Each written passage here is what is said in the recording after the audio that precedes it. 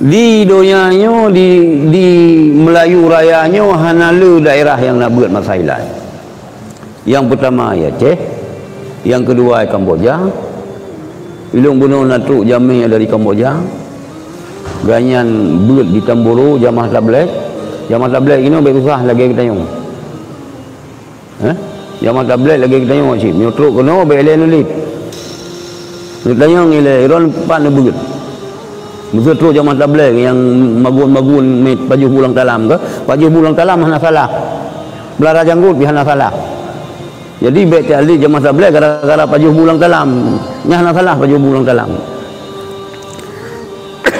Terus jamaah tabligh kena yang pan lebih kan. Jok kita baca.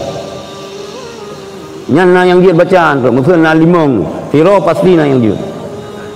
Tapi on sodorkan kitab kita yang pun kita buat lah ni, kamu hana buat kitab, kamu buat Quran hadis, nyan Wahabi, nyan hana payah lim tayang balung terus kena yang talam nyan bak jumuh tu di langkuala jumlah, nyan kawak yang akan berkafe, yang berkafe mak Nabi, berkafe ya Nabi.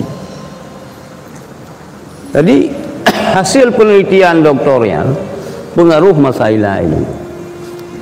Aceh, Malaysia Fatani nak buat masalah, di Kamboja nak buat masalah, di Kelantan nak buat masalah, di Singapura lah. So yang tulis masalah, yang tulis masalahnya ulama Aceh. Ulama Aceh yo ni ganyan keturunan Turki. Geduk Turki, aleh ni galeh ayah ganyan Baba Daud. Baba Daud nyo ke juru tulis Tunku Syah Kuala. Nyan berkat kitabnya. Nyan baik gada-gada tu.